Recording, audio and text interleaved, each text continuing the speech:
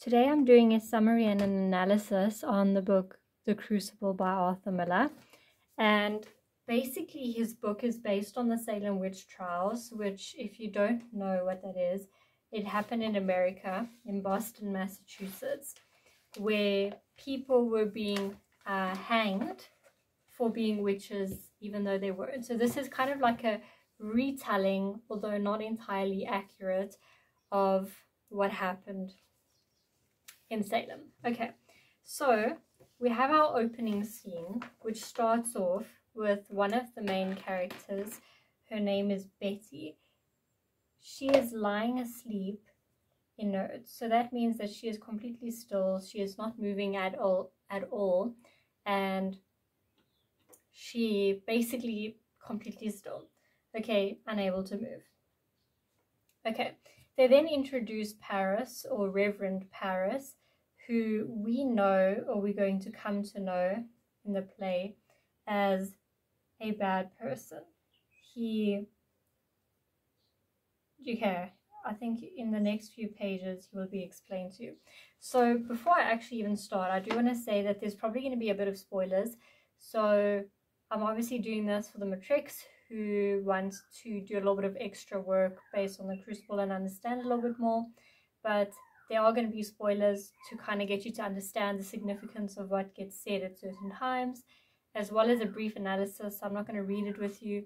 What I will do is I will look for a audiobook perhaps for you guys to listen to it if you don't want to read it, and then you can listen to it if you want to know what happens before I spoil it for you. Okay, so based on that, we're going to continue now. So they describe Paris, so Reverend Paris, so that's obviously like the pastor or the priest of Salem. They're describing as a bad person, and they kind of, the book kind of goes into this talk about a Puritan society. Okay, so what a Puritan society is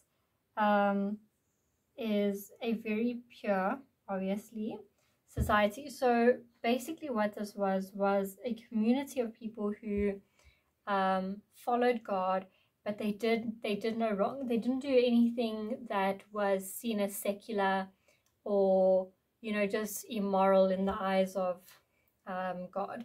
So they didn't read books, they didn't go to theaters, they didn't have Christmas. Anytime they had holiday, it means just an extra time to be in prayer with God and to kind of just focus on God. The book kind of then describes the forest as the devil's home, and we will get into that in some time. So the reason why they say it is because the Puritans fought with the Native Americans, so that's obviously the Red Indians, and they didn't win some of the battles. Let me just double check this page here for you guys so that I don't kind of get it wrong, but I just want to give you a bit of background.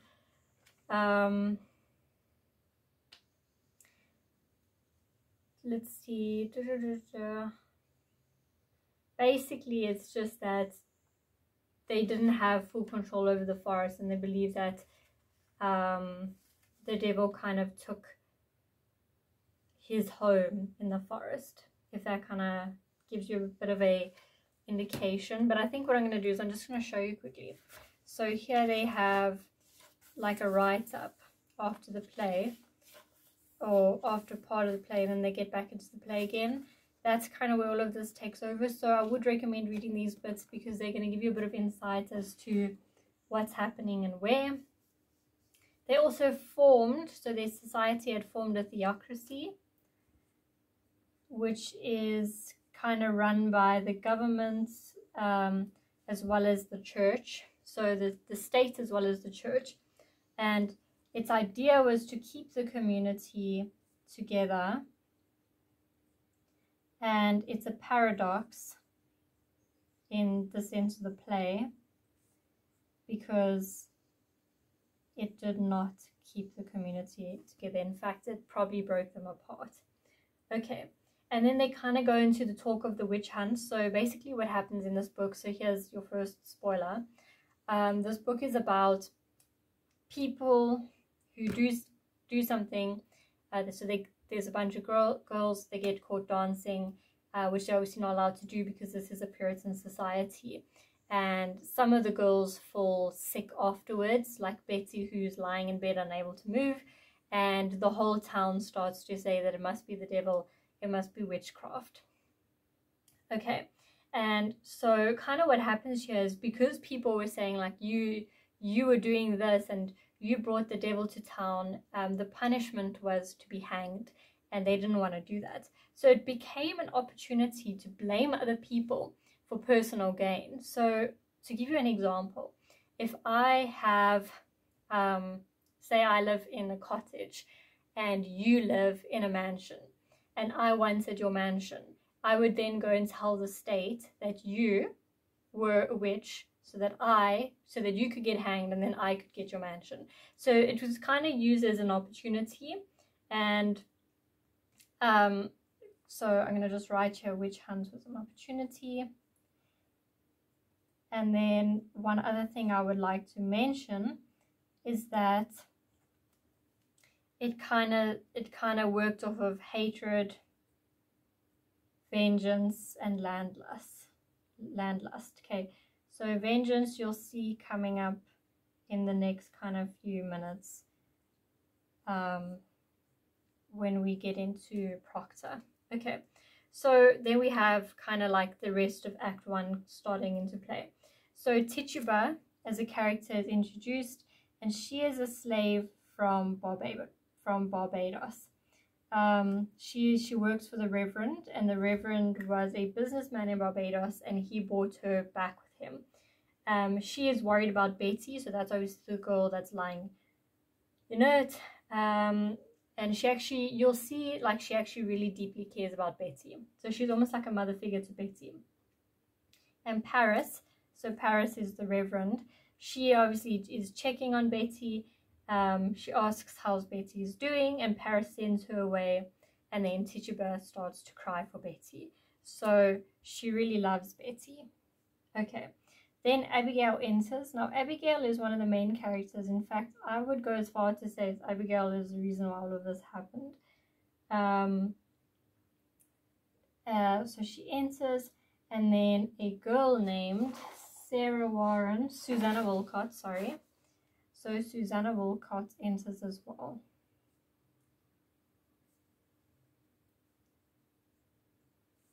Okay, Susanna Walcott enters with news from the doctor, and she says that the doctor says that there's no cure for Betty. So she then goes on to say, so I'm going to write this in quotes for you. You might not look to unnatural things for the cause of it, or you might look to unnatural things for the cause of it.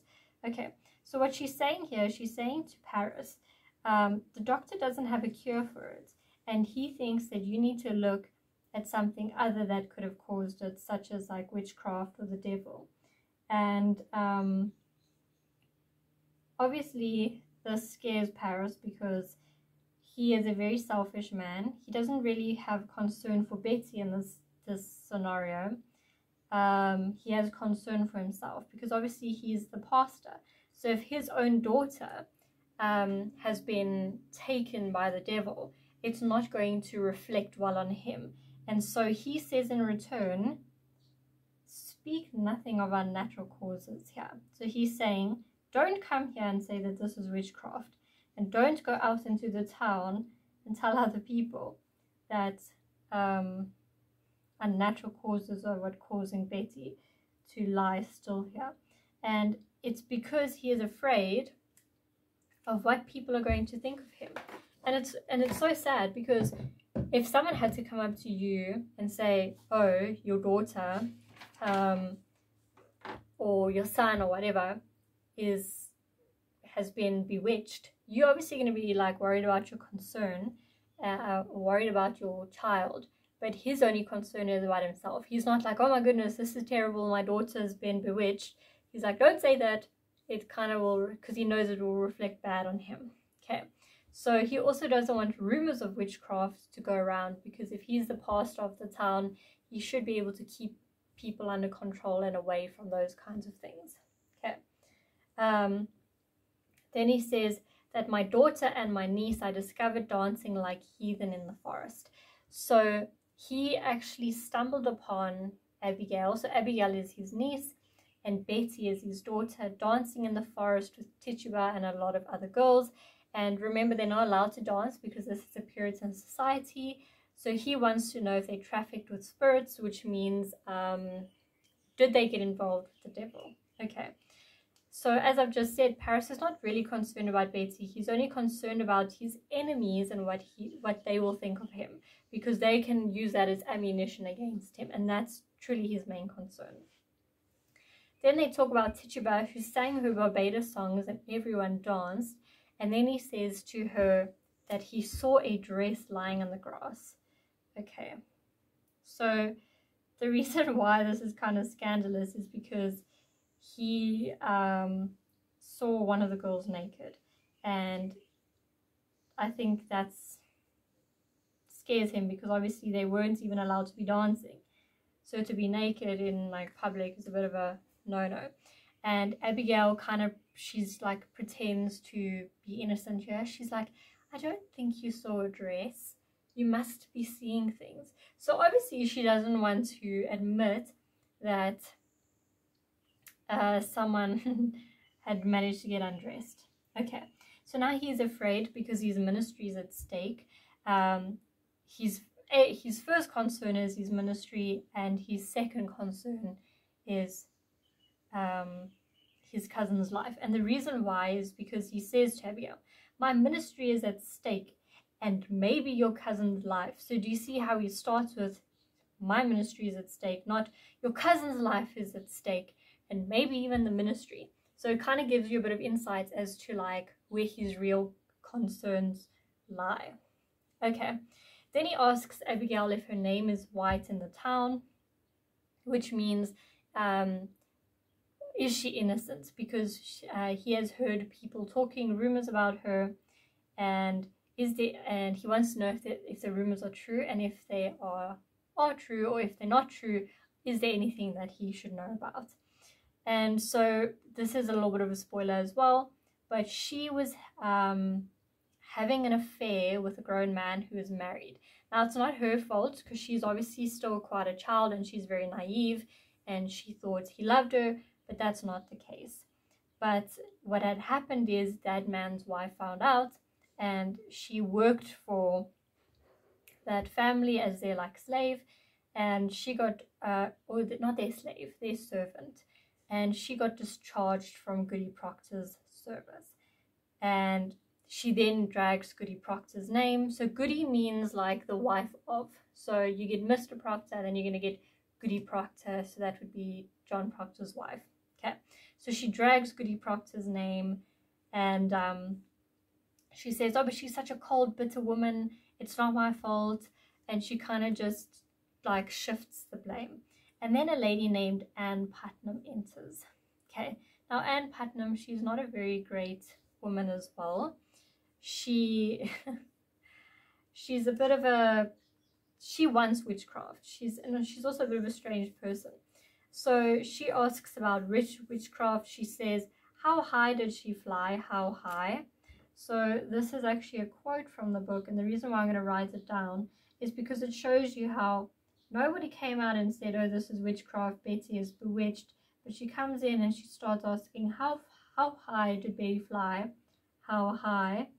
And then she says, Mr. Collins saw her going over Ingersoll's barn, and then rumors start to kind of like appear, like rumors start flying. So now what's funny about this is we obviously know Betty has not flown over the barn, and so just based on that you can see how just because she's sick and she was caught dancing, the town is already like, oh, witchcraft, and now people are saying she was flying over the barn, which we know is not true. Okay, then Mr. Putnam enters. Okay, so this is obviously Anne Putnam's husband,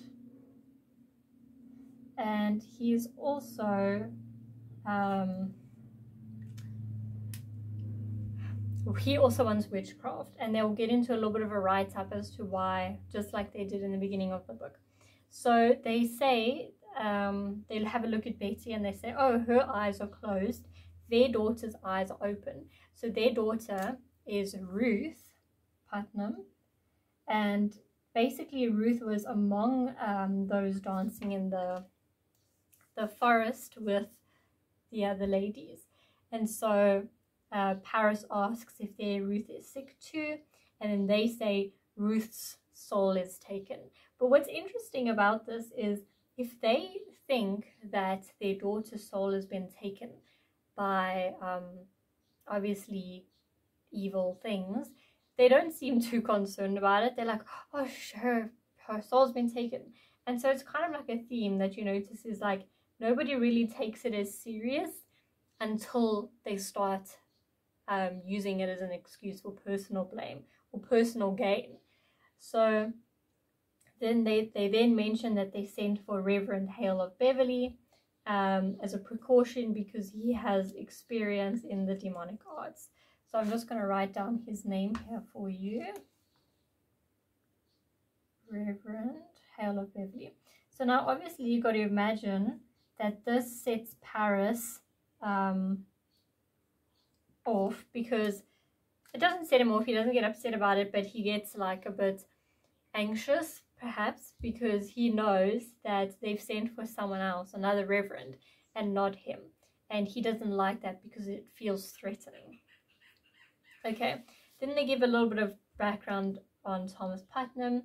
They say that he is sour because his wife's brother was not chosen as reverend, so that's his first motive for like why he would want to pursue the witch trials.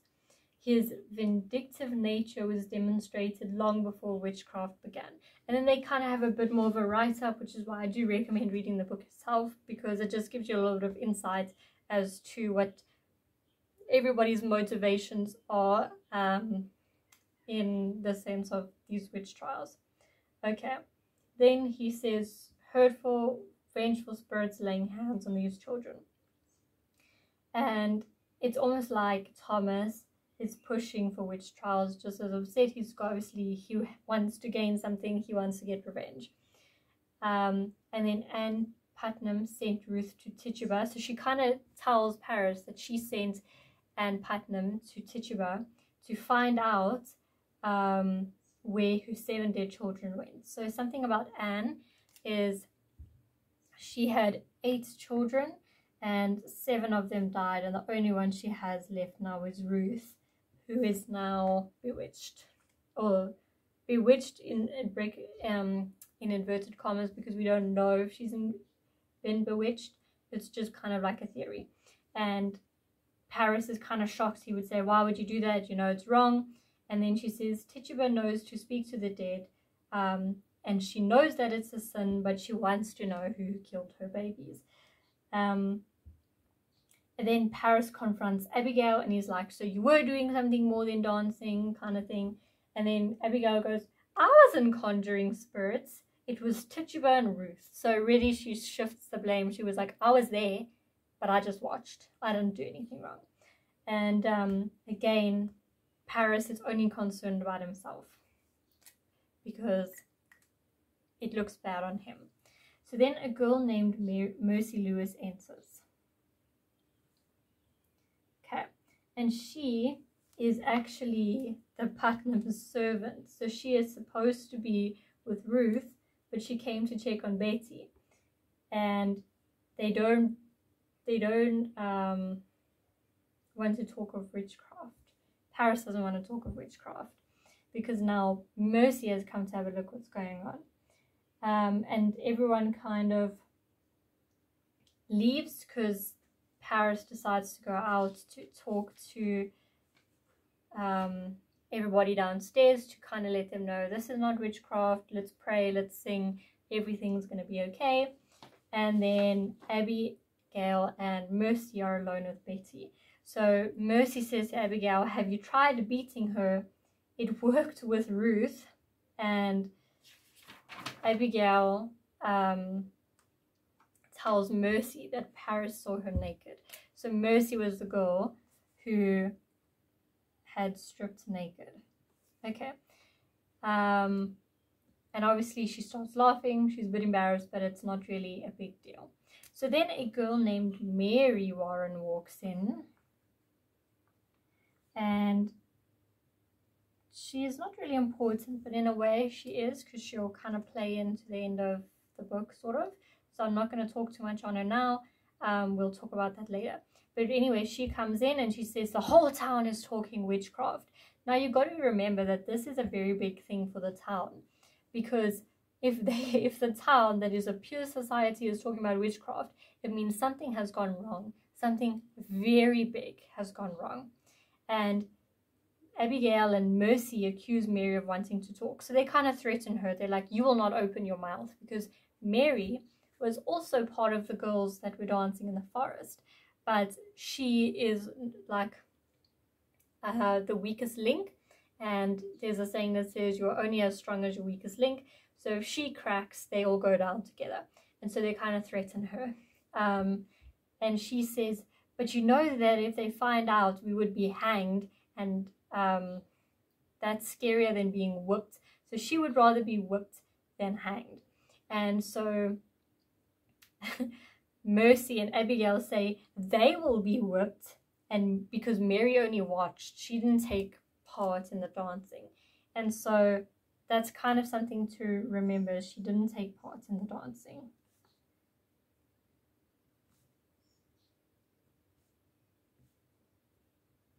Okay.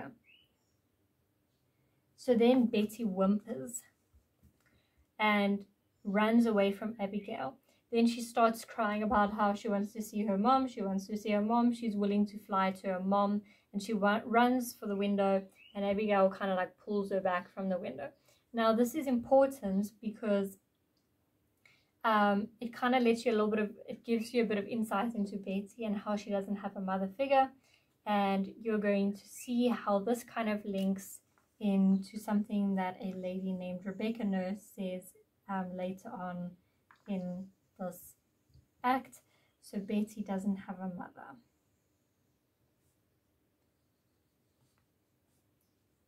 Okay.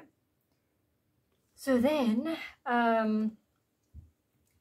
they kind of talk about this witchcraft thing again, and it comes out that Abigail had drank blood.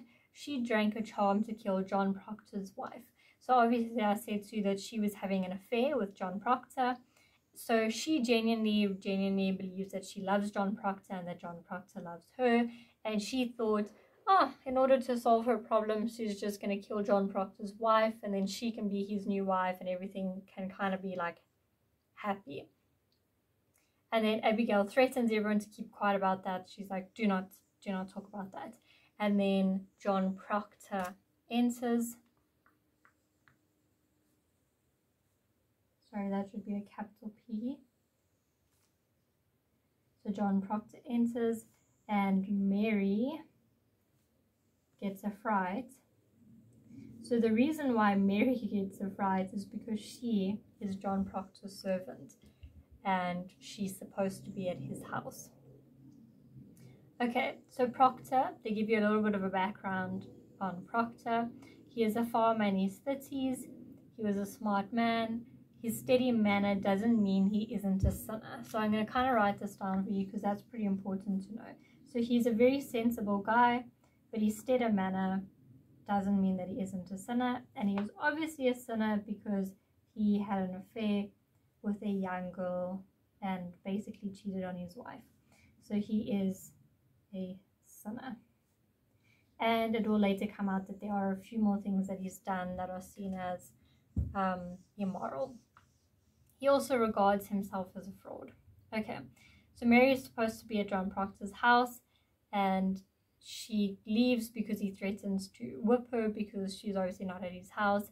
And then Mercy Lewis decides to go to and watch Ruth.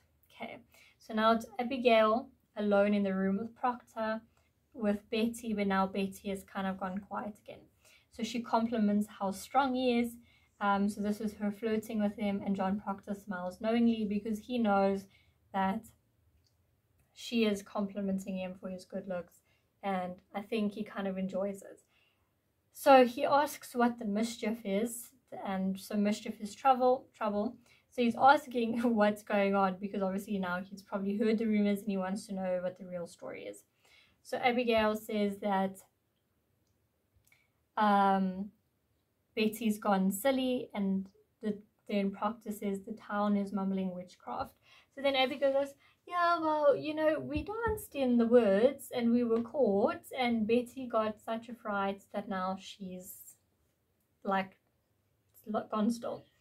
And he calls her wicked, and Abigail comes closer, and it's kind of like a little bit of flirting between the both of them. Okay, so now Abigail is naive, so I want to write that down because it's very important to remember that Abigail is still a child despite what she's done. She's like a teenager, so she is a naive girl, and she thinks John still wants her, and he does not.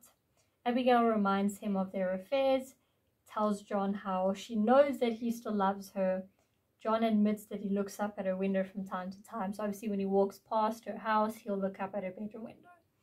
And then he calls her a child, and Abigail gets angry. He thinks, so then, like, obviously now she gets angry because, remember,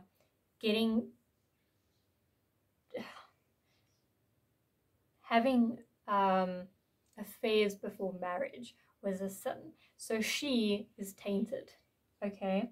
And he says to her that he thinks of her softly from time to time, but he will cut off his hand before touching her again. They never touched. So he tells her, we didn't touch. So Abigail says to him, yes, we did touch. And John Proctor says to her, no, we did not. So what he's basically saying to her is like, don't ever speak of this because it didn't happen, even though it did. So he's like denying it, and he's basically saying he doesn't want anything to do with Abigail anymore. And so Abigail starts to speak poorly of his wife, and he doesn't want to hear it. He shuts her down. So then Abigail says, my name is being smeared in the village. So now obviously John Proctor's wife has said some things about Abigail, which has tainted her name. And Proctor shakes her and asks if she's looking for a whipping. So she's desperately sad and wants pity, and she kind of begs John Proctor to have pity on her. And as that kind of happens, words from the psalm that's being sung downstairs, so the words going up to Jesus are heard from downstairs, and Betty moans, and Betty is screaming. Okay, so Betty hears words of the Lord. And this is important because they say to her, like, if you can't hear the name of the Lord, you must be tainted. So everyone rushes in from downstairs. They assume that she cannot hear the Lord's name and that she must be bewitched. So the lady named Rebecca Nurse enters. And she is 72 years old. And she is quite a lovely young lady, as you'll see. And then a man named Giles Corey enters as well. And Rebecca tells Giles to be quiet, and he complains, and he says to her, did I say anything? Did I say anything? But so Rebecca goes to stand by Betty, because now Betty is still obviously having a bit of a fit. She just goes to stand by Betty, and Betty quiets herself down. So this is interesting because she doesn't do anything to Betty. She just offers Betty comfort by standing by her side, and Betty calms down. And you can kind of see how this links in with Betty not having a mom and just having a woman go and stand next to her, like, gives her that little bit of comfort that she probably needed. So then they give a little bit of a write-up on Rebecca. So Rebecca is the wife of Francis Nurse. He is well respected and owned plenty of land. He fought with his neighbors, which happened to be the Putnam family. He has a high image, and so did Rebecca. And to this day, no one has any idea of how they could accuse Rebecca of witchcraft. But she also prevented Putnam's brother from becoming reverend. And there's a whole lot more to the story that you must read by yourself. Okay, so Miss Putnam is then shocked that Betty is quiet. What has Rebecca Nurse done? Will you see if you can wake up Ruth? So Rebecca says that Ruth will wake up. She's had 11 children. So, okay, this is actually something that I want to make very clear. 11 children, so she's had 11 children and 26 grandchildren. So the reason why this is important is because we know Anne Putnam had 8 children and 7 babies died. So she is envious that Rebecca Nurse has had plenty of children as well as grandchildren. But anyway, so Rebecca says that she has seen them through their silly seasons and that you've just got to love them and they'll come back to you. So I'm going to write that down because that's very important.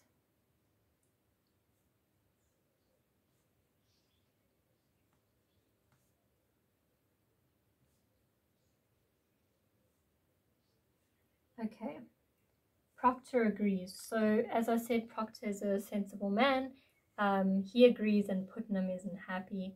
Rebecca hopes Paris isn't searching or looking to witchcraft for the reason for all of this. And Proctor tells Paris to tell everyone that there's no witchcraft. So I think Rebecca and Proctor know that this is just a bunch of rubbish that's kind of spewing around, and they want the rumors to be shut down because they know that it's not to anyone's benefit to be calling witchcraft when there's no such thing. And Paris kind of accuses him, and so he gets angry with Paris and he says he'll turn his head but not to hell. So there he's kind of like telling Paris that he doesn't really agree with his teachings. And Rebecca, this is very important, so Rebecca tells everyone to look to God or to rely on God.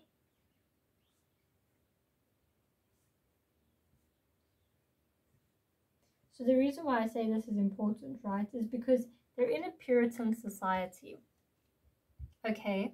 And when you are very, very devoted to God, every time you have a problem, you lay it before God. You say, God, I have this problem. I'm giving it to you to solve. And that's what Rebecca kind of tells everyone to do. So 2 reasons why this is significant is that it shows that Rebecca really, really actually loves God and is devoted to God, and that she is willing to go before God, number 1. And number 2, because as you can see, no one has actually relied on God yet. Paris certainly hasn't relied on God. He went to the doctor.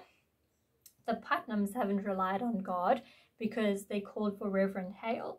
And so it's kind of like a shame that this part of what Rebecca said gets ignored when she gets accused of witchcraft, because she is the only one who says, let us rely on God. Okay.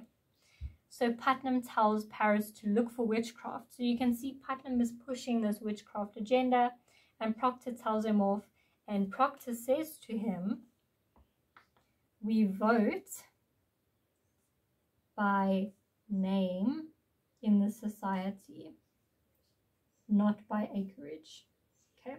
So the reason why this is important is because Putnam has a lot of farmland, so that's acreage. He has a lot of land, but that doesn't make him important because his name is not respected. And obviously Putnam gets upset with Proctor for saying this, and he accuses Proctor of not going to church. And Proctor says Paris only teaches hellfire and damnation.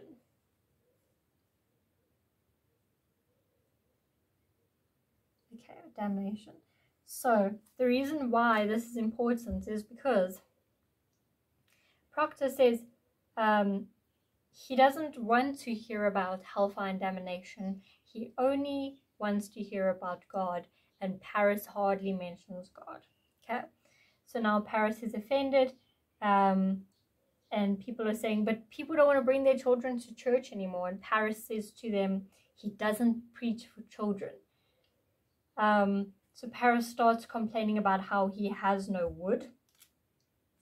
And this is interesting because it gives you an indication of how materialistic Paris is, which is obviously not good to be materialistic, especially if you're a reverend. So then they mention that they give him 6 pence a year to go and buy his wood, and then Paris says, oh, but he regards that as his salary.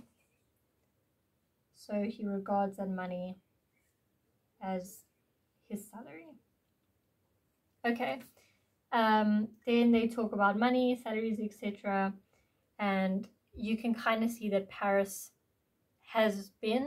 he was a businessman and he still is a businessman. And people are against Paris and authority, and Proctor wants to join. Okay, so let me explain that a little bit deeper.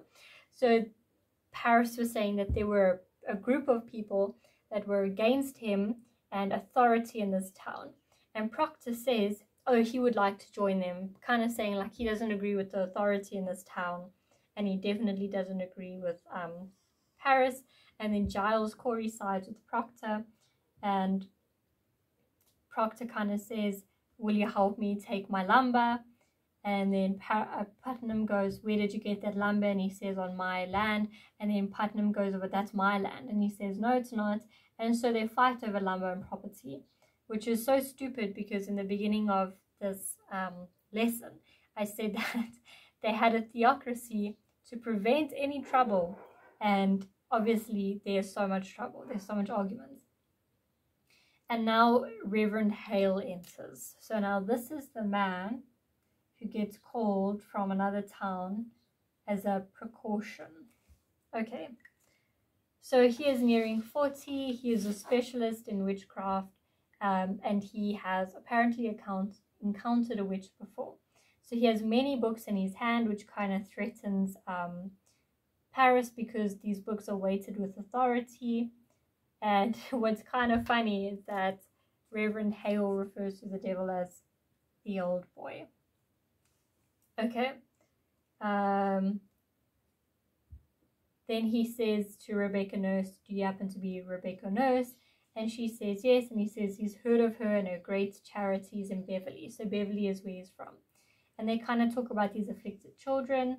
And he hopes that sense will be left in Salem, or they hope that sense will be left in Salem. And what Reverend Hale says is that the devil is precise. Okay, the devil is precise. So he kind of says it as like the devil thinks out what he's going to do. He doesn't just do things without thinking it through. Okay, so then they kind of tell him what happened, and they say that, oh no, the girls were caught dancing. So he says in like a shock, oh, you guys permit dancing? So like, you guys allow dancing? And they said, no, it was a secret dance that we caught these young ladies doing. And so then they kind of mention that Tituba has knowledge of conjuring spirits, and that Putnam sent Ruth to find out who killed her babies. And then she says to Reverend Hale, 7 are dead in childbirth, surely that is not natural. And he reads his books to kind of like look for a response to kind of what's happening, or to look for like information as to why these things are happening in Salem. And then Giles is so silly here. So Giles asks, he says that his wife reads books. So Giles' wife reads books that she hides from him. And he says that while she was reading, he couldn't pray, but when she left the house, he could pray again. Okay. So the reason why I say he's silly is because in a time of witch trials, well, in this time, doing something that was seen as like evil was like a hanging crime. Okay, so he kind of just threw his wife under the bus there, and he's like, she reads books. But what's sad about it is, it's not that he wants to throw her under the bus. He just wants to know what she's reading. I think he doesn't like that she's keeping a secret from him. But before he says that he couldn't pray when she was reading, Hale says he doesn't think it's witchcraft. And then Giles is like, yeah, but I couldn't pray. And then Reverend Hale's like, oh, well then that's a problem if you can't pray. So then they kind of give a write-up on Giles. And what they don't mention is that Giles was never really a man of God, and that he recently learned to pray. And that the reason why he was probably having a hard time praying is because he probably had a little bit of stage fright praying with his wife there. And so that can kind of give you an indication as to why he couldn't pray. But yes, anyway, so Hale agrees that praying is strange. Giles says that he doesn't think she's involved with the devil, but he would like to know what she reads. But now this is obviously important because right here, he's given everybody else in the room a reason to blame his wife for witchcraft at some point later on in the book. So Hales tells Putnam to stand close in case Betty flies because he wants to have a look at Betty. And then they kind of say, how come the devil is in Salem? And so Hales says, the devil has nothing to gain by getting an old soul. He wants a good soul. So obviously the devil doesn't want anything to do with someone who's already corrupt. He will get more satisfaction by corrupting the innocent. Which is interesting because a lot of innocent people get blamed for being witches. And obviously people believe it because why? The devil will prey on the innocent. Okay. So then Reverend Hale asks Paris a couple of questions. What kind of dancing were they doing? Was there a kettle? Was there anything moving in the kettle? So Paris goes, I think something moved in it. And now Abigail is obviously a bit afraid of what's going to happen. So she says, a frog jumped in. They didn't put a frog or anything in there. A frog jumped in. So then Reverend Hale says, it may be that your cousin is dying. Did you call the devil last night? And then Abigail was like, no, Tituba did. Tituba, she spoke Barbados. She didn't see a devil, and then she urges Betty to wake up. So now obviously Abigail is scared. Okay, so I'm actually going to write that down because her fear makes her do a lot of things. Okay, Abigail is scared. Okay. Did they drink from the kettle? And they accuse Abigail of drinking from the kettle. And Abigail says, yes, we did, but it was Tituba. She made Betty and I drink blood. And then Tituba says, she didn't make them drink blood, but what the blood was chicken blood. So then Abigail says, Tituba sent the devil to make Abigail laugh during prayer. So now Abigail has shifted her blame onto Tituba. So remember, Tituba is a slave from Barbados. She is a completely different race, and she is essentially an outsider. And so it's easy to blame her because Tituba really has no one to kind of lean back on in this sort of scenario. So then Tituba says, you beg me. So I'm going to underline me because it's actually in italics in the book. You beg me to conjure. She begged me make charm.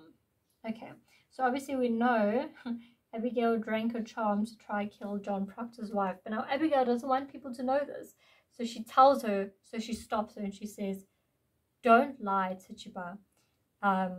And she urged, so then now obviously everyone believes Abigail and not Tituba, and everyone urges Tituba to wake Betty, and she cannot, and then they say they're going to whip her to death. Then they talk about how they want to hang Tituba because she's obviously involved with the devil. And then she says, then Tituba turns around and she says, she didn't want to work for the devil. He made her do it. And then they promise to help Tituba break free. So she says she thinks someone else is bewitching the children, multiple witches, and Hale finds this interesting because the devil doesn't work alone, right? So then Tituba's like, blesses God, and then they ask her, does the devil come with someone else? And Putnam lists a bunch of names. So it's interesting that Putnam starts by listing names because she has no proof that any of these people that she's listed could be a witch, but obviously she's listing them because she wants some sort of like financial gain by listing them, or payback or revenge, and which is why she lists them. Then they ask Tituba, did she see a man or a woman with the devil? And she says no, she saw a woman. Then they say to her, Tituba, you have been chosen like as a vessel by God. Be honest and turn to God. How many were there? So she says there were 4 other witches. So there were like 3, 4, and she says no, 4 other witches. And then Tituba says that the devil told her to kill Paris because Paris is a bad guy, and that she couldn't do it because she doesn't hate Paris, which I think is not true. But I think there is truth to wanting to kill Paris. Okay, so then she says, she lists the name Goody Good. She lists the name Goody Osborne.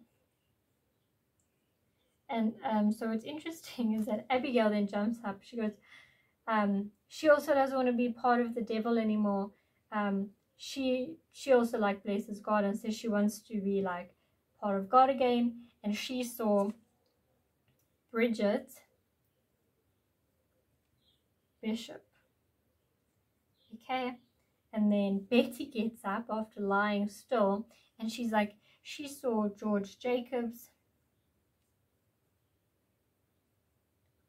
and Goody Howe. Okay, and Martha Bellows. And then everyone kind of just starts listing names. So then they saw Goody Sibber, Alice Barrow, Goody Hawkins, Goody Bibber, Goody Booth. Okay, and so you can just see this name gets longer. So there's supposed to be 1, 2, 3, 4, 5 more names mentioned. So in the span of like 5 minutes, all these people here are accused of witchcraft. I'll actually write the names down for you just in case you want to reference them later on in the book and see kind of what happens to some of these people if they talk about all of them, because obviously they're not quite the main characters, so they won't get mentioned as often. But you can just see that all of a sudden all of these names get mentioned. What's interesting about this is Betty wakes up, and so I don't actually think that there was anything wrong with her. I think she was shocked and afraid that she was going to get into trouble. But what I really think is that these girls have just been lacking a bit of excitement, because obviously in this society you're not allowed to do anything sort of entertaining that doesn't involve being around God.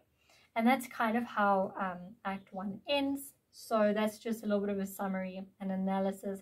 And as we go on, I'll mention a few more things from here and reference it into further like back forward in the play so that you can kind of see how things play out.